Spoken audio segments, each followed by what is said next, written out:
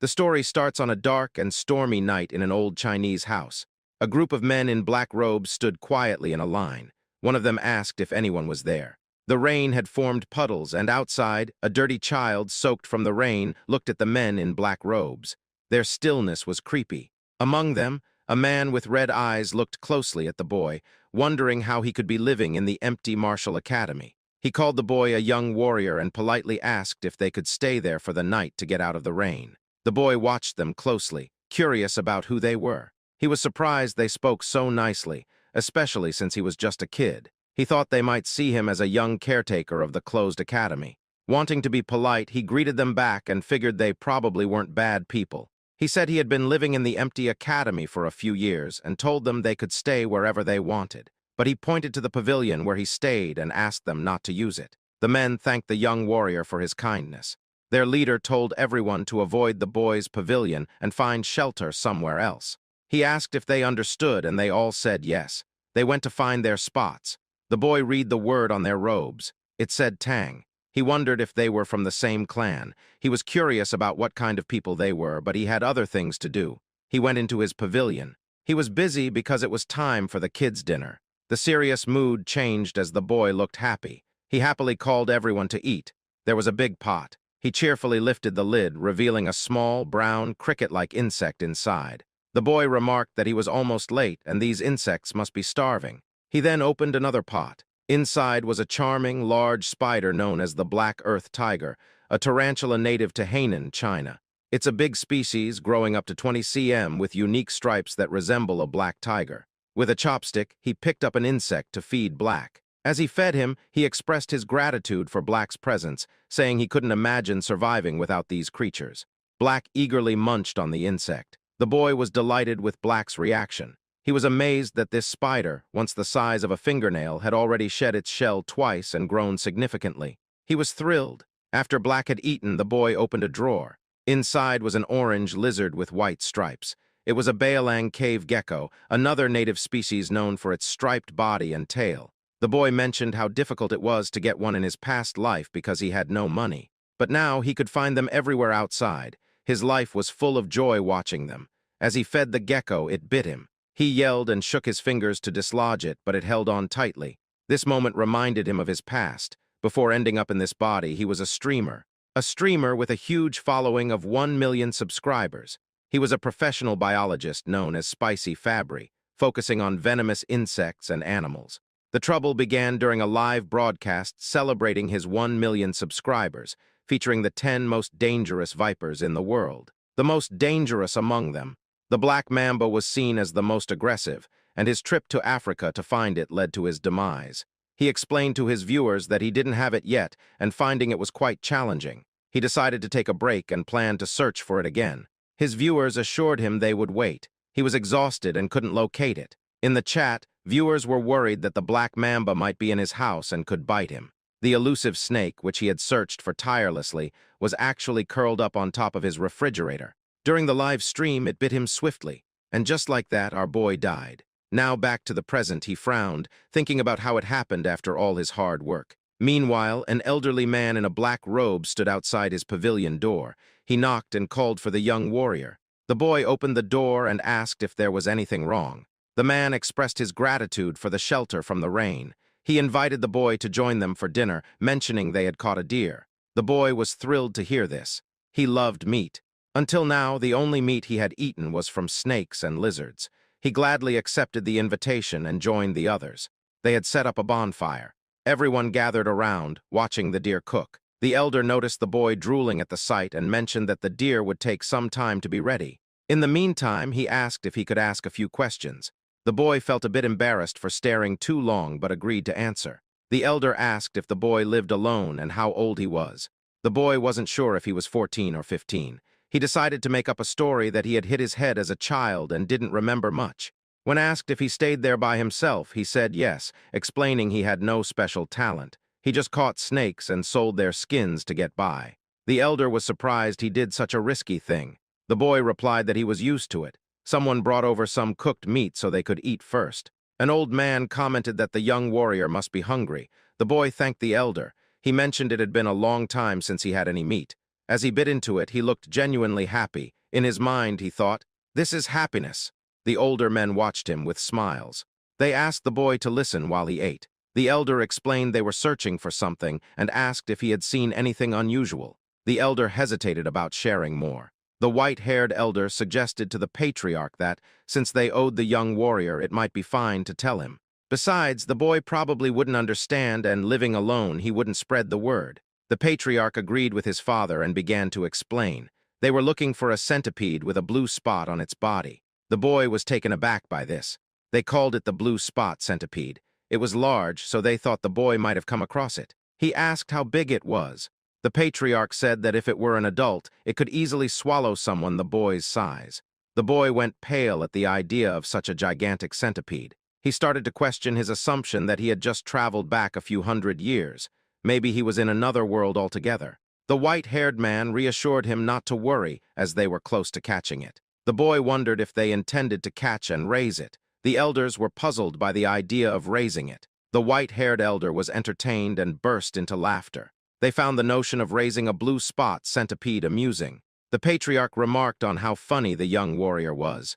The white-haired elder clarified that raising it was impossible. They intended to use it for medicine. This confused the boy, who thought they might be traders, but now wondered if they were involved in something illicit. He asked how centipedes could be medicinal. The white-haired man explained that his granddaughter was gravely ill, and the centipede's inner core was the only thing that could save her, so they were determined to find it. The boy was trying to piece everything together, and the patriarch confirmed his thoughts. The white-haired elder's granddaughter was indeed his daughter. To the boy, it seemed like they were willing to try anything to help her, given her critical condition. Though he doubted centipedes could be used as medicine, he understood the lengths parents would go for their children. Feeling sympathy for both the girl and the centipede, and grateful for the meal the men provided, he decided to offer his help. He began speaking about the centipede, prompting the patriarch to ask if he had seen it. He replied no, but mentioned that while he might not know exactly what a blue spot centipede is, he might have an idea of where to find it. Despite his death by snake bite, Spicy Fabry was exceptionally knowledgeable about venomous creatures. Out of the estimated 8.7 million species, about 20,000 are known to be venomous, and he had knowledge of each one. Centipedes were no exception. With expertise in venomous animals, Spicy Fabry was like a walking encyclopedia. The boy recalled his extensive knowledge about centipedes, as if flipping through a mental book. In his mind, he scanned through the information and soon found what he was looking for. Back in reality, he told the elders he might know where to find the creature. The men were surprised and eager to know where. The boy asked about the areas they had already searched. They had looked north and east of the academy, mostly during the day, focusing on the riverside to the north. He wasn't surprised they hadn't found it. He explained, "Of course you couldn't find it." The elder was curious about what he meant by "of course." They urged him to explain. Centipedes, being part of the Arthropoda phylum and Chilopoda class, have a wide range and, being cold-blooded, require shelter to regulate their temperature and humidity. Another interesting fact is that, unlike most insects with a waterproof layer, centipedes have weak waterproofing and pores on their shells. So they don't actually prefer wet places. They need high humidity but dislike being overly wet, yet they can't survive long without water. Thus, the blue spot centipede is unlikely to be found in jungles or by the river. The elders were surprised, as they thought centipedes preferred places like rotten wood cracks. The boy explained that while small ones might be found there, they were searching for a big one. Large centipedes can't stay in jungles or near river rocks because they wouldn't be able to hide. The elders exchanged glances, nodding in silent agreement. They asked where they could find the centipede, promising the boy a big reward if they succeeded. The boy smiled. He pointed west, suggesting they search the Rocky Mountains in that direction. Centipedes enjoy resting under warm rocks during the day and come out at night. A few hours later, they were at the Rocky Mountains, searching thoroughly. The patriarch stood atop a tall, narrow rock, watching closely. One man approached him, suggesting the young warrior might be mistaken. He decided it was time to call it a day. He ordered the signal arrow to be fired, gathering the search team. As the arrow flew, the men gathered around a bonfire. Though exhausted, they still hoped the young warrior was right. They wondered why the centipede remained elusive but believed in the boy's intelligence. The patriarch remained silent. Eventually, with a pained expression, he spoke of his daughter, Hueyun, considered the most exceptional talent in the Tang family's history. He questioned if the heavens had abandoned her. Suddenly, someone announced the Grand Patriarch's return. The Patriarch welcomed him back, and they gathered around the bonfire. The Grand Patriarch asked if he had also failed to find the centipede. The Patriarch confirmed that he too had failed. He asked if the Grand Patriarch had the same outcome, and the Grand Patriarch nodded. Hueyun had, at most, 3 months left. He doubted they could find the centipede in just 10 days.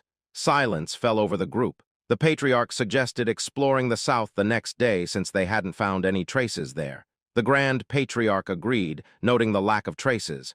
This statement sparked a realization in the Patriarch. He laughed heartily, admitting he couldn't believe what he had overlooked. He declared that they were indeed in the right place. The Patriarch asked if the Grand Patriarch had noticed something. The Grand Patriarch replied no, but as the Patriarch mentioned, he hadn't sensed any presence or trace. The Patriarch was puzzled. The Grand Patriarch explained that the absence of traces suggested it was there. He asked the Patriarch if he had seen any signs in the past 3 days. The Patriarch admitted he hadn't seen any animals, droppings, or territorial markings. That was when the Patriarch understood. The Grand Patriarch clarified that it was exactly as it seemed. It was unusual not to find any animal traces on such a large mountain. The Patriarch considered the possibility of a territorial creature. The Grand Patriarch suspected that other animals had either fled or become prey to the centipede. He patted the Patriarch's shoulder, assuring him that the blue spot centipede was indeed there. They felt hopeful that they could save Hueyun. The Patriarch wore a sad yet hopeful expression of a father. Suddenly, they felt the ground tremble. Alertness spread through the group. Panic set in as cracks appeared in the ground. The area around the bonfire began to crumble. Unexpectedly, it rose from the earth. Confusion swept over them as they tried to understand what was happening. A limb emerged from the ground, soon followed by another. They pointed at the creature as it surfaced, fear gripping them. Even the Grand Patriarch was filled with unease. Several more limbs emerged. It was indeed the blue spot centipede, and it was massive. Back at the academy, the boy grumbled about the commotion. He wondered just how large the centipede was, given all the noise. He remarked on how he had merely suggested searching for it, yet they seemed to be turning the mountain upside down. He was fascinated by the idea of a centipede big enough to swallow him whole. Being a fan of Poisontype, he thought he'd really like to see it. Meanwhile, at the Rocky Mountain, things eventually calmed down. They had defeated the blue spot centipede, though not without injuries. They managed to retrieve the core, a small blue gem, kept safely in a wooden box. The men were moved to tears, relieved they could finally save Hueyun. The Patriarch instructed his father to go to Sichuan first to treat the injured warriors. The Grand Patriarch was puzzled. The Patriarch explained that while grudges are etched in blood, favors are etched in stone. This was their way of life. In short, they still had obligations to fulfill. The Grand Patriarch understood. He realized how he had almost made a mistake by focusing solely on Hueyun. He agreed that it was right to welcome the young warrior as a guest and give him what he desired. The Patriarch ordered the injured to receive care in the village while he visited the young warrior. He thought the young warrior might be curious about the news. Meanwhile, back at the academy, the boy was being affectionately surrounded by 3 small, yellow Pokemon-like creatures. The young warrior faced a new challenge. He had unexpectedly become the caretaker of 3 baby blue spot centipedes. They looked like tiny caterpillars. They were cute and endearing, especially in the way they nuzzled against his face. As he looked at the pot, he remembered something. When he had returned home, he cleaned the eggs and placed them on his nightstand. When he awoke, they had all hatched. One centipede lay contentedly on his head. He had sensed its presence but hadn't expected them to hatch so soon. He looked at the centipedes clinging to him and tried to gently remove them from his shoulders. But there was a problem. They wouldn't let go, seeing him as their parent. Here's a quick recap of what happened last night. The boy was incredibly curious about this new type of centipede, so large it could swallow him whole. He told himself that enduring this challenge proved he was still spicy Fabry, even in the lair of the blue spot centipede he discovered. Driven by curiosity, he searched for it and accidentally kicked an insect in frustration. His torch fell as he lost his balance, but he was relieved to see the 3 eggs he found were safe. Luckily, the rain had stopped, or he might not have been able to retrieve even one. Realizing he needed to act quickly, he stood up to head back and clean the eggs. He secured them at his waist and reassured them that he'd give them a proper bath soon. Back in the present, although he didn't see the living blue spot centipede, he was glad to have saved the remaining eggs. He asked the little centipedes to give him some space. He knew they wouldn't eat until after their first 2 molts, so feeding them wasn't a concern yet. Still, having them cling to him was a bit of a hassle. Then he got an idea. If he went into the water, maybe they'd let go. With a smirk, he decided to take a shower. The little centipedes probably didn't know what that meant, but one shivered in anticipation. A few hours later, the elder patriarch arrived at the academy. He approached the pavilion, knocked on the door, and asked if the young warrior was inside. There was no answer. He waited, then reached for the doorknob and decided to enter. Inside, he saw herbs, jars, and even some medicine, which led him to wonder if the young warrior was a healer. He realized how impolite it was to enter without permission. He decided to return later, but a rustling sound caught his attention. It was coming from one of the pots. Curious, he turned back and opened the pot. To his surprise, there was a spider inside. His curiosity piqued. He turned to the drawers and pulled one open, revealing a gecko. He glanced around and checked another pot, discovering beetles within. There were also some eggs and dried snakes. It was astounding. He couldn't believe that the young warrior was raising venomous animals and their offspring. Even their Tang clan, known for handling venomous creatures, had only managed to extract poison but hadn't figured out how to increase eggs this way. He realized that saving his daughter's life was due to a small stroke of luck, but the true fortune was meeting the young warrior. Just then, the young warrior appeared and greeted him, noticing the elder's bandaged arm and expressing concern. The elder assured him it was nothing serious. He began to tell the young warrior something important but stopped abruptly, sensing an ominous energy. Suddenly, there was an explosion at the entrance behind the boy. Slowly, a silhouette emerged, revealing itself as it stepped forward. It resembled an ogre with one eye and a burned left side of its face. The elder instinctively pushed the young warrior aside, urging him to run. The boy was startled and confused. The monster let out a loud roar, assuming an aggressive stance. It moved swiftly, attacking with its hand. The elder blocked the attack with his uninjured arm, enduring great pain. The monster then pushed him back, sending him flying. Dust filled the air, causing the elder to cough, and he spat blood. He realized the monster's strength was comparable to that of his father. The elder urged the young warrior to run, but as the smoke cleared, it revealed the young warrior being choked and lifted by the monster. The young warrior coughed as the monster laughed loudly. The monster taunted, saying he heard the Tang clan had come to Hainan. No one expected the son of the myriad poison's divine sovereign to be injured and alone. The elder responded that he didn't know who the monster was and asked why they were being targeted, including the young warrior. The monster asked if the elder couldn't recognize him by his face and fist, introducing himself as Blood Hand Rakasa Takanyang. He said the elder's father was responsible for his disfigurement. The elder recognized the name, recalling that Takanyang had been struck by a poison palm and fell off a cliff, yet he survived. The elder pleaded for the young warrior's release, offering his own life in exchange, but Ayang refused. He vowed to kill anyone associated with the Tang clan. Inwardly, the elder cursed the demon, a term for a powerful martial artist causing harm. Ayang showed no intention of sparing the young warrior. The boy's face turned pale from lack of air. Ayang laughed and declared he would die. The young warrior weakly begged for mercy, nearing his limit. Suddenly, 3 pairs of fierce eyes appeared. The little centipedes dashed onto Ayang's arm. It was their moment to shine. These small but fierce centipedes attacked and bit Ayang all over. Ayang was bewildered by the centipedes and dropped the young warrior. Furious, he shouted that even centipedes couldn't harm him. Suddenly, his neck turned violet and he coughed up blood, collapsing to the ground in agony. The young warrior was surprised and confused to see that Ayang had died. He moved away and asked the elder if Ayang was indeed a bad person. The elder, having witnessed everything, was astonished. His jaw dropped, but then he broke into a wide grin, realizing the young warrior was more than just a guest. The elder thought the young warrior should definitely become part of the Tang clan. A few days after Ayang's collapse, someone sighed. The young warrior was tending to the elder, placing a wet cloth on his forehead as he rested. The elder thanked him. The young warrior suggested that instead of thanking him, the elder could tell him where his companions were so he could check on them. However, he realized he couldn't leave the elder alone, and they couldn't call a doctor either. The elder reassured him not to worry, saying he would recover with a few days of rest.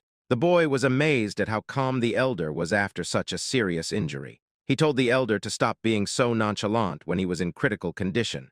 The elder responded that he was fine because he was a martial artist. The young warrior was clueless and asked if martial artists were the kind who flew around and shot fireballs. The elder chuckled and explained that not everyone could do that, but it was one way to describe it. Spicy Fabry was amazed. It was yet another reminder that he truly was in a different world. Otherwise, a centipede as large as a house wouldn't make sense. The elder expressed that he owed his life to the young warrior who had saved him. Introducing himself formally despite his condition, he said he was Tang Kaolson of the Sichuan Tang clan. Finally, the young warrior introduced himself as well. His name was Y Soryang. Kaolson noted that So means small and Ryang means dragon. He thought it was a good name. Kaolson mentioned he had many questions he'd like to ask. Soryang encouraged him to go ahead. Kaolson asked if the centipedes on Soryang's body were venomous. Soryang gently rubbed one of the centipedes on its belly and confirmed, yes, since they are blue spot centipedes.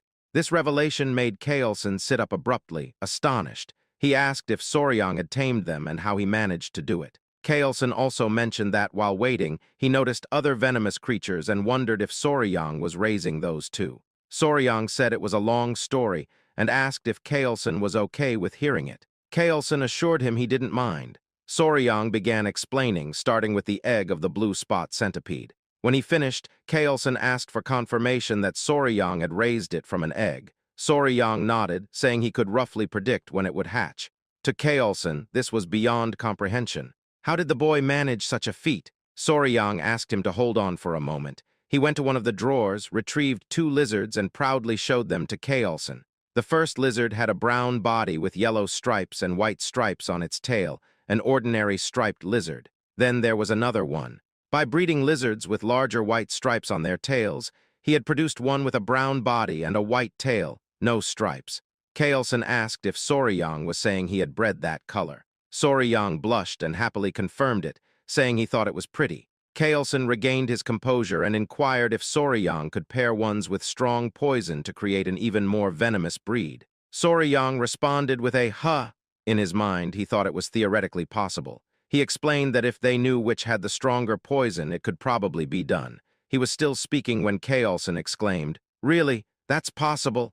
Soryang was taken aback by the elder's intense reaction. Kaolson immediately urged him to join his family. Soryang was bewildered. Kaolson tempted him further, promising that if he joined, they would generously teach him all their martial arts, provide access to all sorts of elixirs, herbs, and any poisons he desired. Kaolson claimed that someone like Soryang could even capture or raise the legendary 10 great venomous creatures of the Central Plains martial world. As if that wasn't enough, Kaolson added, not to brag but to offer, the chance to meet one of the 3 flowers of the Central Plains, his daughter. Soryang exclaimed, "Hold on," and asked Kaolson to repeat what he had just said. Kaolson, amused, remarked that even though Soryang was young, he was still a man. He resumed talking about the flowers of the Central Plains, but Soryang interrupted, telling him to forget about that. Soryang wanted to know more about the 10 great venomous creatures of the Central Plains and asked if they were as amazing as the blue spot centipede.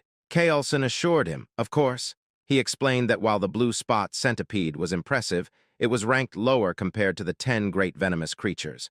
From giant scorpions to golden frogs that glitter like gold, whatever Soryang imagined, the reality was even more extraordinary. Kaolson smiled, seeing that he had successfully piqued Soryang's interest. Soryang looked excited, his eyes sparkling with curiosity. 2 days later, a Tang clan member was shocked to learn that Blood Hand Rakasa, Tak Iyang, had appeared. Kaolson explained that Iyang had been hiding and refining his martial arts, reaching a level close to his father's.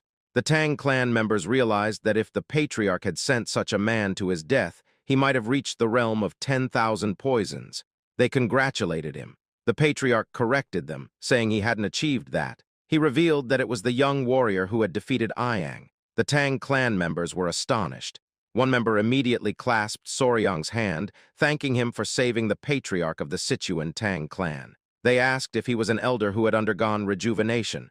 Soryang was puzzled. Seeing the confusion, the elder asked Soryang to demonstrate. The Tang clan members understood what was coming, and Soryang tapped his chest, calling out his little companions.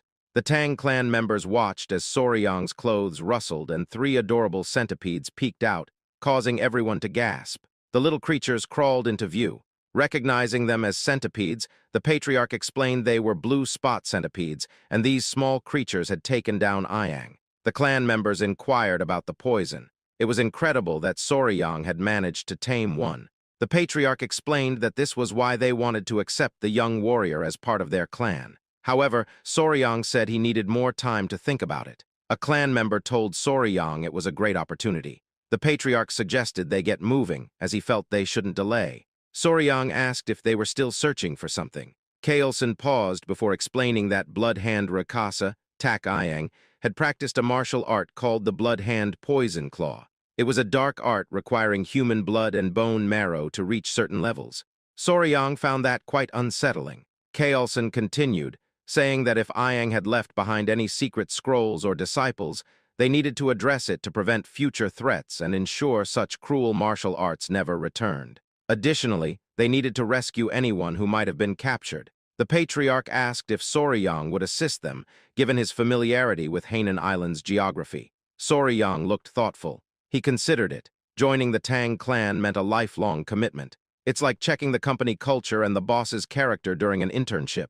Soryang agreed to help once the patriarch recovered. They praised him for making the right decision. Soryang replied that helping meant saving lives, so of course he would assist. In his mind, he planned to use this opportunity to learn more about the Sichuan Tang clan. After all, skilled individuals often evaluate their potential employers.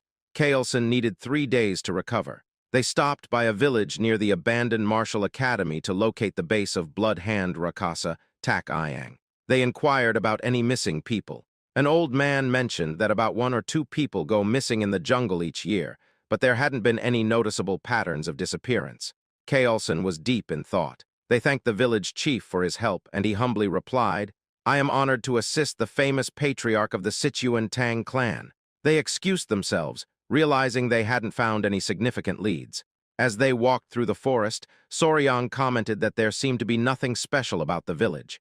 Kaelson explained that when Ayang found them and revealed himself, it was near that area, but locating his base was proving difficult. Soryang also found it odd that there were no traces. He recalled what Ayang had said, which sparked a realization. He asked Kaelson if he remembered what Ayang said when he appeared. Kaelson admitted he didn't really recall, as he had been struck away by Ayang's attack at the time.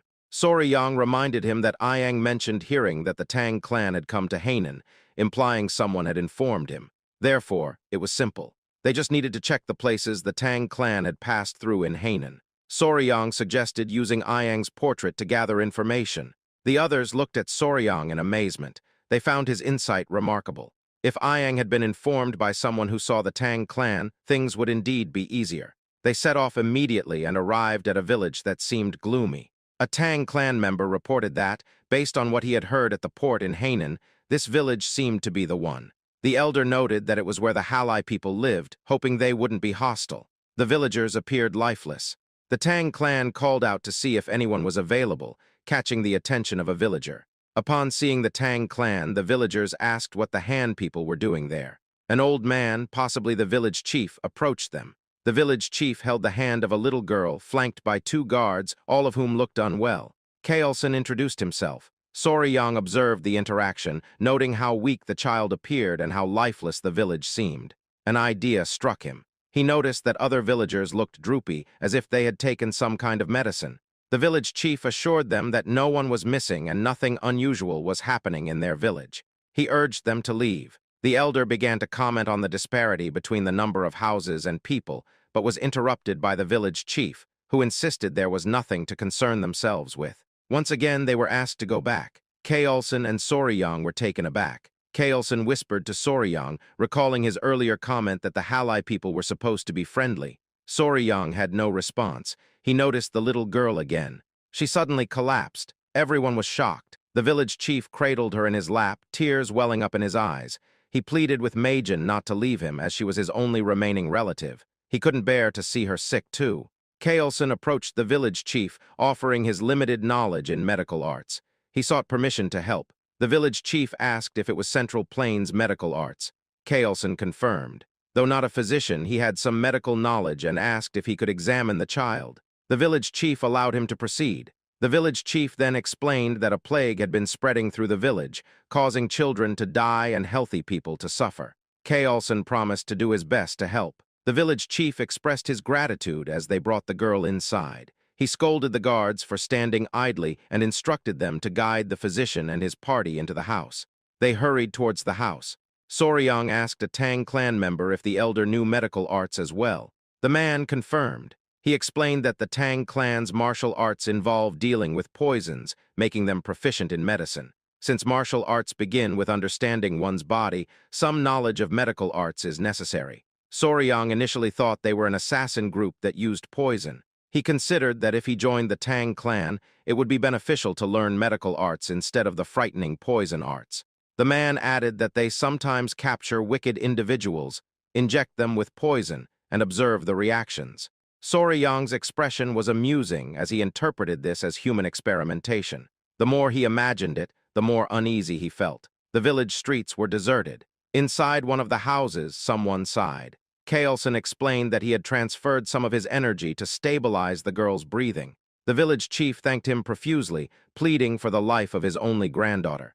Kaelson mentioned something odd about the child's pulse and asked if she had a weak heart from birth. The village chief explained that she had been sick for half a year. Besides his granddaughter, others in the village had also fallen ill with what they called a mysterious disease. This was why he had urged them to leave earlier. Kaelson offered to provide good medicine for the heart and asked for the villagers to be gathered so they could try it. The village chief was overcome with emotion, thanking him sincerely. Soryang observed Kaelson closely. Later that night, a Tang clan member walked with the patriarch, acknowledging his hard work tending to the patients. The patriarch thanked Gyupi. Pai inquired about the symptoms. Kaelson explained that the symptoms were quite unusual: lethargy, swelling in the eyes, light fever, and irregular pulses. Those with severe symptoms all had heart problems. Kaelson asked where Soryang was, and Pai replied that Soryang, likely exhausted from helping all day, had fallen asleep. He had left him in his room. Kaelson agreed, noting that Soryang had been following them without knowing any martial arts, which would naturally tire him out. Kaelson decided to check on him, and Pai offered to lead the way. They entered the room, finding Soryang sleeping soundly on the bed with his 3 centipedes resting in a basket. Kaelson peeked through the door. Noticing something, he immediately entered and raised his hand towards Soryang. His hand came down heavily, waking Soryang with a sting on his cheek. Kaelson was glaring at him.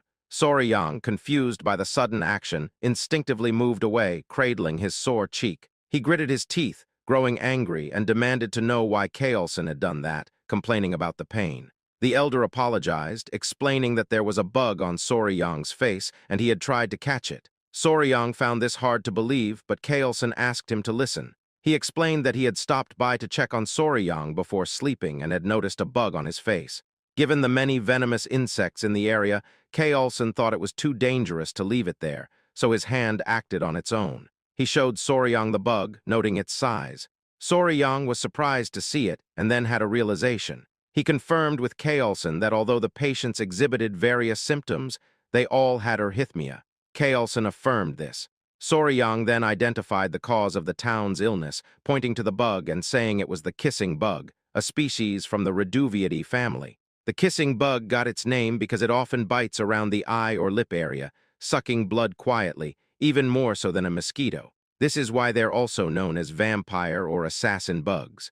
While the bugs themselves aren't venomous, their stomachs are full of harmful parasites. When they bite, people can easily get infected through their excrement, leading to trypanosomiasis, also known as Chagas disease.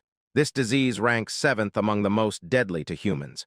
Soryang asked the village chief if the village dogs also showed symptoms similar to humans, like running out of breath easily. The village chief confirmed this and asked if the bug was responsible.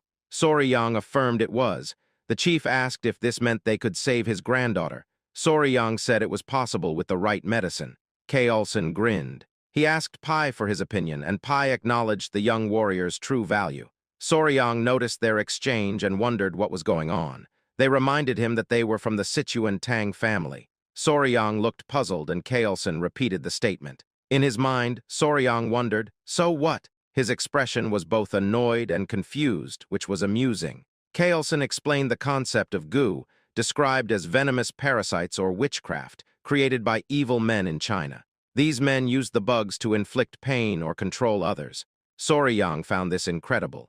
Kaelson agreed, but noted that many martial artists had been killed by gu or forced to commit terrible acts, like harming their own families or becoming slaves to these evil men.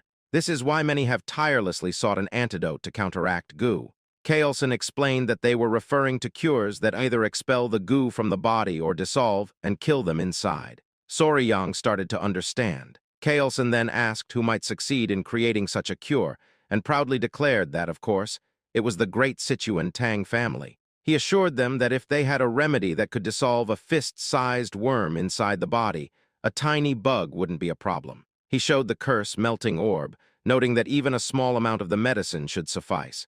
Soryang expressed his admiration, though he privately thought the name was quite fancy for an anti-parasitic drug. The Tang family assured the village chief that they could save his granddaughter. In the end, the villagers began to recover, starting with the chief's granddaughter. The chief was immensely relieved. The villagers' warm hospitality served as a delightful bonus. Their bright and cheerful demeanor affirmed the positive rumors about their personalities. Kaelson acknowledged that it would have been challenging without Soryang identifying the cause. He told everyone that the gratitude belonged to Soryang. The villagers thanked the young warrior, calling him their savior. Though the Tang family's medicine cured the villagers, Kaelson gave all the credit to Soryang. Seeing Soryang receive the thanks warmed Kaelson's heart, as if he were being thanked himself. Soryang was moved by this. The villagers celebrated, tossing Soryang into the air repeatedly. Later, the village chief whispered to Kaelson about their earlier conversation at the village entrance. Kaelson asked what it was about. The chief referred to the villagers with missing people. Kaelson remembered and asked for details. The old man, wishing to repay their kindness, shared a strange story he heard. Among the village women, one was from another village and told him about a tragedy a few years back where people disappeared. They believed they had found a lead. Kaelson asked the location of the village. The chief said it was a small village to the west. Upon arrival, they were greeted by the stench of corpses. They knew they were in the right place. Kaelson observed the scene. Corpses, trash, and bugs littered the area, with poison lingering in the air. Pai warned Soryang not to look due to the gruesomeness, but Soryang had already seen it all. A man pointed out something unusual, a gold chicken foot. It was pecking at the corpse of a snake. Just kidding, it was a mysterious bird. The bird had a golden tail, and its body was a mix of purple, pink, and black. It looked almost magical. One person couldn't bear to see the bird dishonoring the dead any longer and picked up a rock to throw at it. Kaelson tried to stop him, but it was too late. The rock missed, but they caught the bird's attention. The man was furious, but Kaelson placed a hand on his shoulder, cautioning him that something felt off. The bird spread its wings, releasing a miasma into the air. Soryang was taken aback as he watched the miasma melt the skeletons. Someone grabbed Soryang by the mouth to protect him. Kaelson quickly ordered everyone to run while covering Soryang's mouth and nose. He explained that the creature was a Ji-Niao, which means poison-feathered bird. After escaping to safety, the group gathered around Kaelson. He described the bird, noting its 5-foot wingspan. Its beak was sharp and bronze-colored, and its body was covered in purple feathers. When it spread its wings in anger, everything around it turned black and died, poisoned by its presence. It had a golden crown on its head, giving it a truly regal appearance. Kaelson identified it as a Gen or Ji-Niao. Soryang's eyes lit up with enthusiasm as he asked if it was one of the 10 great venomous creatures. Kaelson confirmed it was. He explained that the Ji-Niao occupied the top position among the great venomous creatures, known as the king of all venom. Soryang was thrilled. In his mind, even the venomous insects and snakes of Earth seemed tame compared to this creature. He marveled at how biochemical weapons seemed to roam freely in his current world. Kaelson mentioned that the Ji-Niao seemed to have been drawn there by snakes carrying venom. It said that the Ji-Niao only eats the heads of venomous snakes. Soryang asked if it was common. Kaelson replied that it was not common at all and quite rare, so rare that one might only catch a glimpse of it once in 100 years. Soryang was amazed, prompting Kaelson to ask why he was so interested. Soryang asked if it was possible to catch the Ji-Niao, which left the Tang members astonished. Kaelson, amused, asked if Soryang truly wanted to attempt capturing it. Soryang replied yes, but expressed concern about the venom. Kaelson smiled, recognizing Soryang's keen interest in the 10 great venomous creatures. If that was the case, Kaelson explained there was a way. Soryang was surprised to hear this. Kaelson informed him that by mastering the Tang clan's poison techniques, he would become immune to all poisons, including the venom of the Jianiao. With their clan's martial arts, he could block any poison in the world. Kaelson cunningly added that they don't teach their clan's techniques to outsiders, and even as patriarch, he couldn't break this rule. Soryang eagerly asked if joining the family would allow him to learn these techniques. He also asked if becoming immune to poison would truly enable him to withstand the Jianiao's venom. Kaelson reassured him. Of course, he promised that if Soryang agreed now, he would teach him everything and take care of his talents. He warned that if Soryang took too long to decide, he might hesitate as well. Feeling the pressure, Soryang announced his decision to join the clan. He expressed eagerness for Kaelson's guidance and began addressing him as patriarch instead of elder. The clever man had a playful smile and acted like he hadn't coaxed Soryang into agreeing. Kaelson told Soryang